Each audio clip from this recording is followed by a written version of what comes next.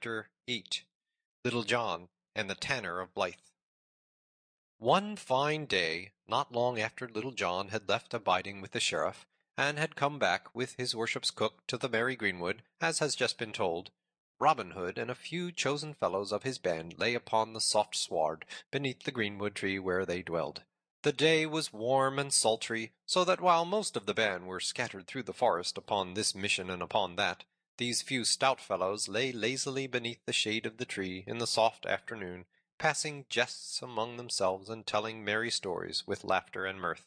All the air was laden with the bitter fragrance of May, and all the bosky shades of the woodlands beyond rang with the sweet song of birds, the throstle cock, the cuckoo, and the wood pigeon, and with the song of birds mingled the cool sound of the gurgling brook that leapt up upon the forest shades, and ran fretting amid its rough grey stones across the sunlit open glade before the trysting tree.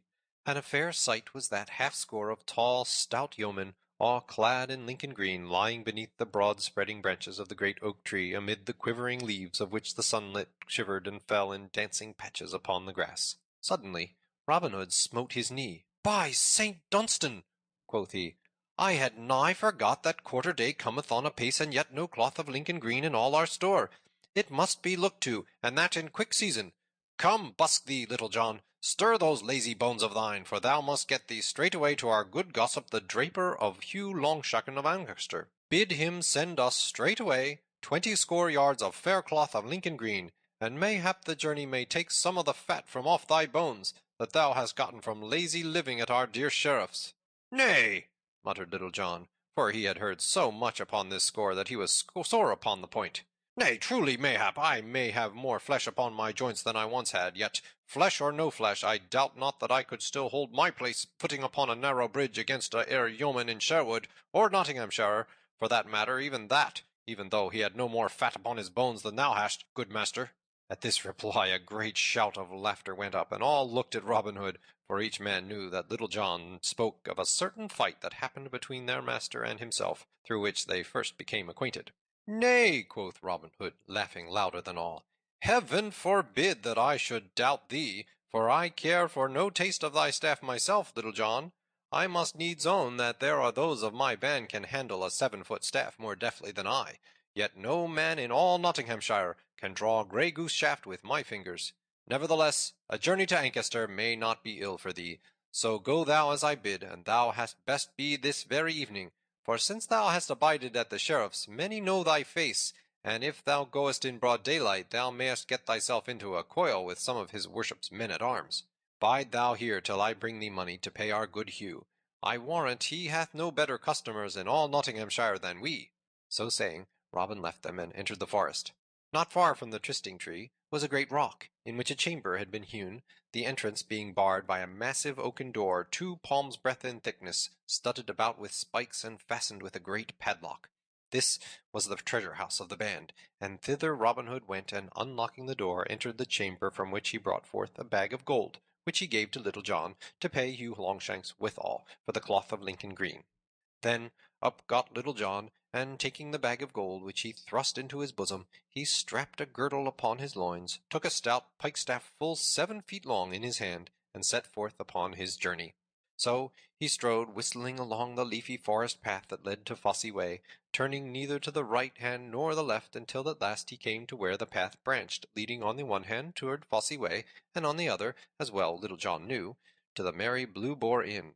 Here Little John suddenly ceased whistling and stopped in the middle of the path.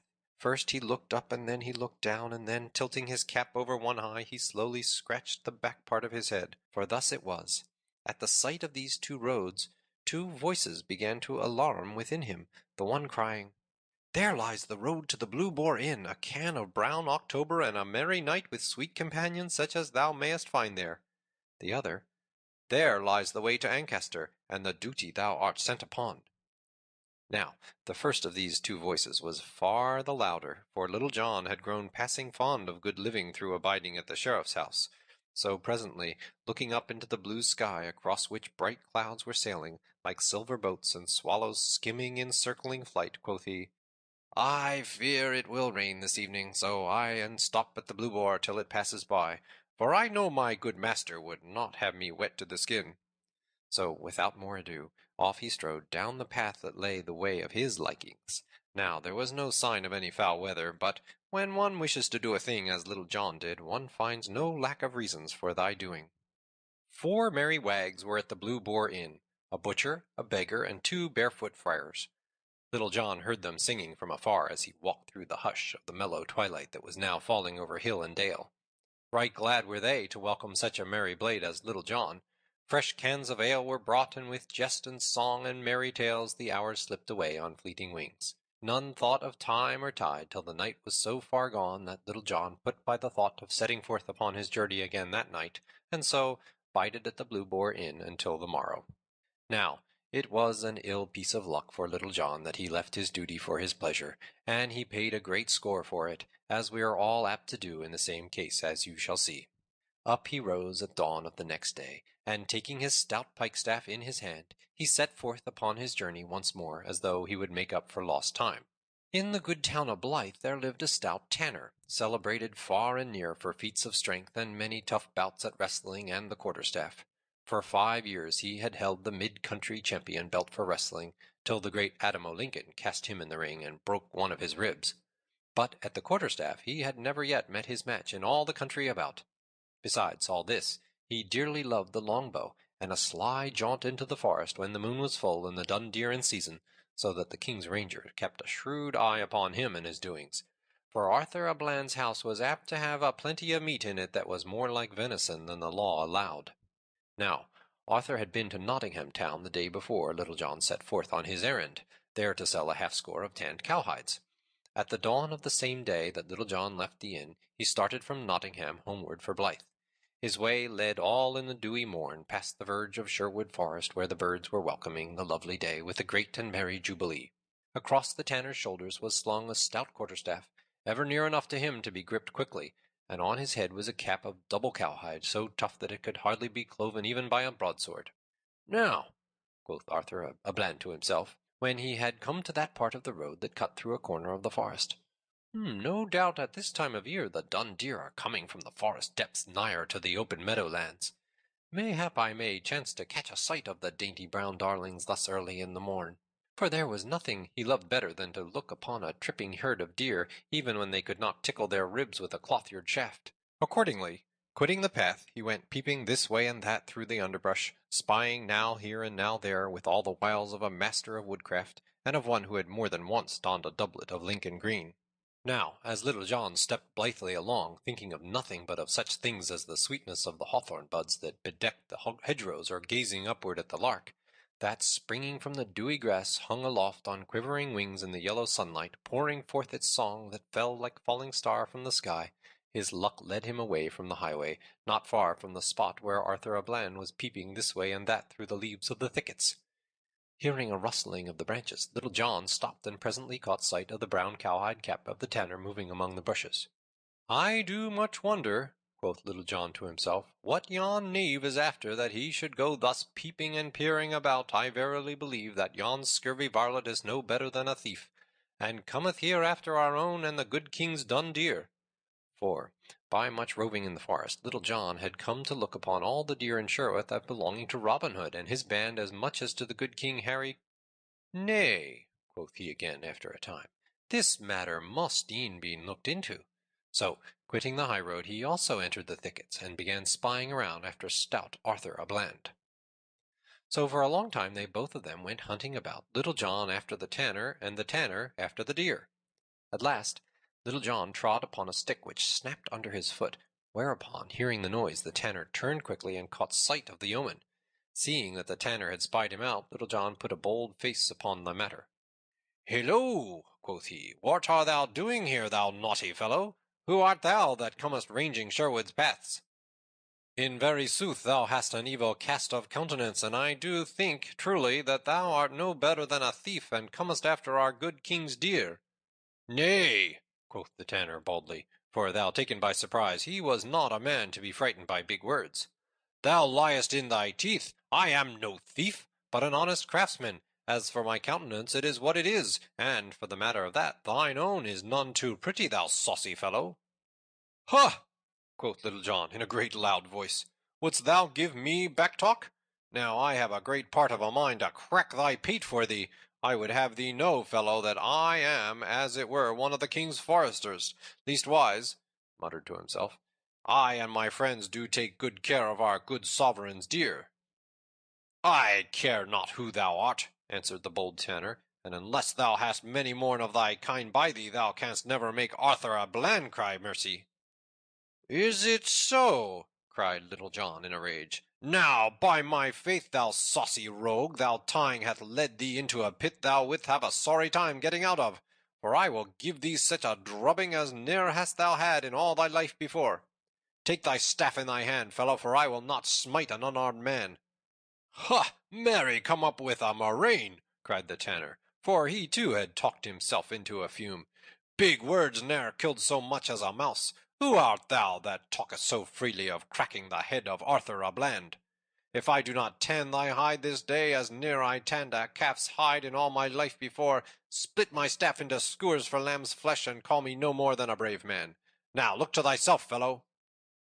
Stay, said Little John, let us first measure our cudgels. I do reckon my staff longer than thine, and I would not take advantage of by thee for even so much as an inch. Nay, I pass not for length, answered the tanner. My staff is long enough to knock down a calf, so look to thyself, fellow, I say again. So, without more ado, each gripped his staff in the middle, and with fell and angry looks they came slowly together. Now news had been brought to Robin Hood how that Little John, instead of doing his bidding, had passed by duty for pleasure, and so had stopped overnight with merry company at the Blue Boar Inn, instead of going straight to Ancaster. So, being vexed to his heart by this, he set forth at dawn of day to seek Little John at the Blue Boar, or at least to meet the yeoman on the way, and ease his heart of what he thought of the matter. As thus he strode along in anger, putting together the words he would use to chide Little John, he heard of a sudden loud and angry voices, as of men in a rage, passing fell words back and forth from one another. At this, Robin Hood stopped and listened. Surely, quoth he to himself, that is Little John's voice, and he is talking in anger also. Methinks the other is strange to my ears. Now heaven forfend that my good trusty Little John should have fallen into the hands of the king's rangers. I must see to this matter, and that quickly. Thus spoke Robin Hood to himself, all his anger passing away like a breath from the window-pane, at the thought that perhaps his trusty right-hand man was in some danger of his life.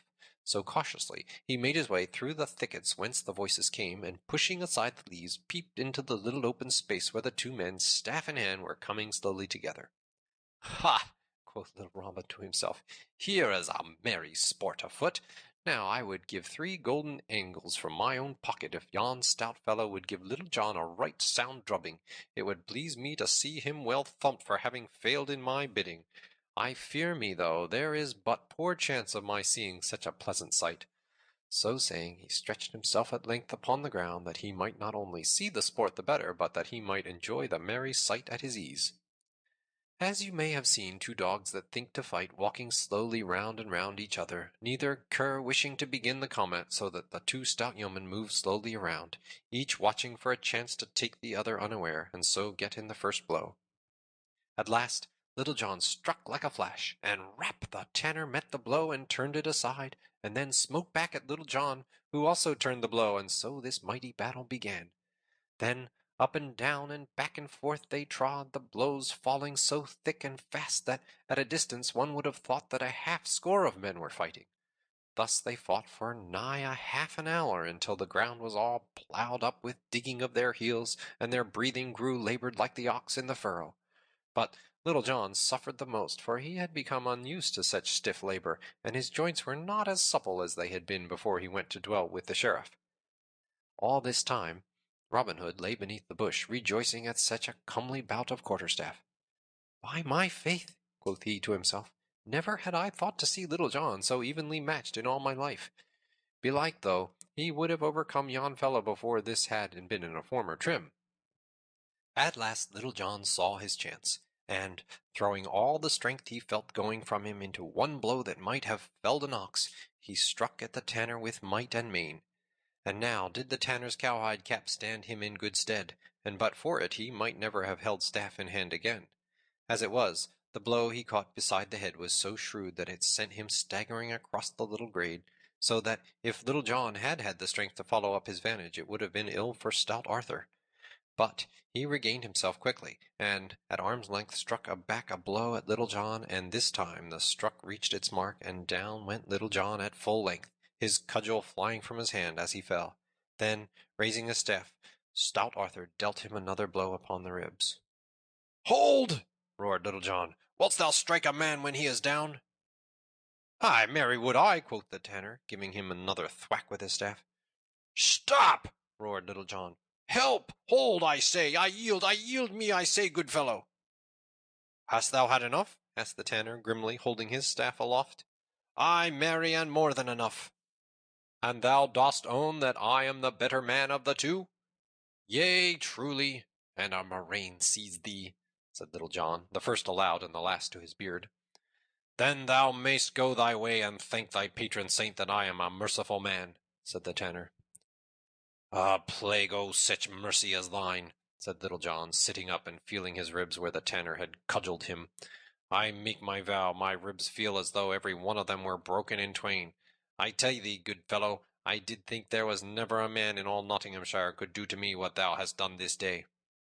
"And so thought I also," cried Robin Hood, bursting out of the thicket and shouting with laughter till the tears ran down his cheeks. Oh, man," said he, as well as he could for his mirth. "I didst go over like a bottle knocked from a wall. I did see the whole merry bout, and never did I think to see thee yield thyself so, hand and foot, to any man in all merry England. I was seeking thee to chide thee for leaving my bidding undone, but thou hast been paid all I owed thee, full measure pressed down and overflowing by this good fellow. Marry, did reach out his arm full length while thou stood gaping at him, and with a pretty rap tumbled thee over as never had I seen one tumbled before." So spoke bold Robin, and all the time Little John sat upon the ground, looking as though he had sour curds in his mouth. "What may be thy name, good fellow?" said Robin, next turning to the tanner. "Men do call me Arthur a Bland," spoke up the tanner boldly. "And now what may be thy name?" "Ha! Arthur a Bland," quoth Robin. "I have heard thy name before, good fellow. Thou didst break the crown of a friend of mine at the fair at Ely last October. The folk there call him Jack o' Nottingham. We call him Will Scoutlock. This poor fellow whom thou hast so belaboured is counted the best hand at the quarterstaff in all merry England. His name is Little John, and mine Robin Hood." "How!" cried the tanner. "Art thou indeed the great Robin Hood, and this is the famous Little John? Marry, had I known who thou art, I would never have been so bold as to lift my hand against thee.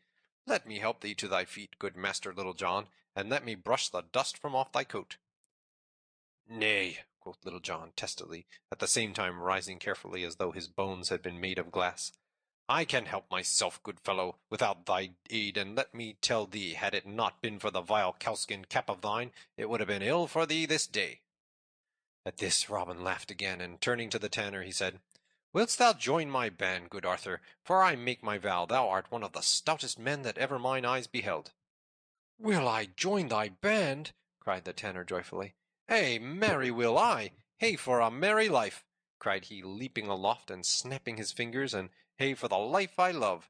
Anyway, with tan bark and filthy vats and foul cowhides, I will follow thee to the ends of the earth, good master, and not a herd of dun deer in all the forest but shall know the sound of the twang of my bowstring. "As for thee, Little John," said Robin, turning to him and laughing, "thou wilt start once more for Ancaster, and will go part way with thee, for I will not have thee turn again to either the right hand or the left till thou hast fairly gotten away from Sherwood. There are other inns that thou knowest yet hereabouts." Thereupon, leaving the thickets, they took once more to the highway, and departed upon their business. End of chapter 8.